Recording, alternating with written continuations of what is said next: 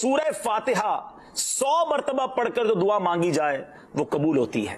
سورہ بقرہ کی تلاوت سے شیطان گھر سے بھاگ جاتا ہے۔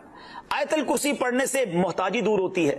سورہ کہف کو ہمیشہ پڑھنے والا دجال کے فتنوں سے محفوظ رہے گا۔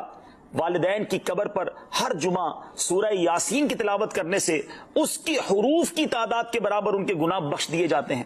سورہ الدخان پڑھنے سے مشکل دور ہوتی ہے۔ جو قریب المرگ ہو اس پر سورہ جاسیہ کا دم کرنے سے خاتمہ بالخیر ہوتا ہے۔ سورہ حجرات کا پڑھنا اور دم کر کے پینا گھر میں خیر و برکت کے لیے مفید ہے۔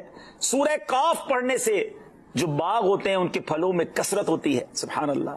سورہ رحمان 11 بار پڑھنے سے تمام مقاصد پورے ہوتے ہیں۔ سورہ واقعہ جو شخص روزانہ پڑھے گا اسے کبھی فاقہ نہ ہوگا۔ سورہ ملک کو ہر رات پڑھنے والا عذاب قبر سے محفوظ رہے گا۔ سورہ مزمل کو 11 بار پڑھنے سے ہر مشکل آسان ہو جاتی ہے۔ سورہ مدثر کو پڑھ کر حفظ قرآن کی دعا مانگنے سے قرآن کریم کا یاد کرنا آسان ہو جاتا ہے۔ جو بچے حفظ کر رہے ہیں ان کے لیے زبردست وظیفہ ہے۔ سورہ النازعات پڑھنے سے جاں کنی کی تکلیف نہیں ہوگی۔ سورہ دحا پڑھنے سے بھاگا ہوا آدمی واپس آ جائے گا۔ سورہ علم نشرح کو جس مال پر پڑھ دیا جائے اس میں خوب برکت ہوتی ہے۔ سورہ تین والتین والزیتون جو ہے 3 مرتبہ پڑھنے سے اخلاق و کردار بہتر ہوتے ہیں۔ سورہ علق میں جوڑوں کے درد کا علاج ہے۔ سورہ قدر جو صبح و شام پڑھے اللہ عز و جل اس کی عزت بڑھا دے گا۔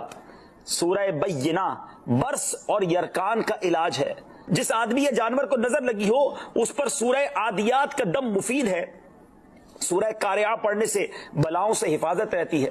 سورہ تکاثر کو 300 بار پڑھنے سے جلد قرض ادا ہو جاتا ہے۔ کئی لوگ کہتے ہیں جناب قرض بہت ہے، چلے قرآن کا وظیفہ لے لیں، الہاکم التکاثر، یہ جو سورت ہے 300 بار پڑھنے سے بہت جلد قرض اتر جاتا ہے۔ سورہ عصر پڑھنے سے غم دور ہو جاتا ہے۔ سورہ ہمزہ اور سورہ فیل دشمن کے شر سے حفاظت کے لیے، اور سورہ قریش جان کی حفاظت کے لیے بڑی مجرب ہے، بڑا کمال کا وظیفہ ہے۔ سورہ ماعون بڑی مشکل کے وقت میں پڑھنا بہت مفید ہے۔ سورہ کوثر کی تلاوت سے بے اولاد صاحب اولاد ہو جاتا ہے۔ کئی بے اولاد بھی وظائف مانگ رہے ہوتے ہیں۔ سورہ کافرون 1/4 قرآن کے برابر ہے۔ سورہ زلزال نصف قرآن کے برابر ہے۔ سورہ اخلاص 1/3 قرآن کے برابر ہے۔ اور سورہ فلق اور سورہ ناس سے جن اور شیطان اور حاسدوں کے شر سے حفاظت رہتی ہے۔ پھر کیوں نہ ہم قرآن سے دوستی کر لیں، کیوں نہ قرآن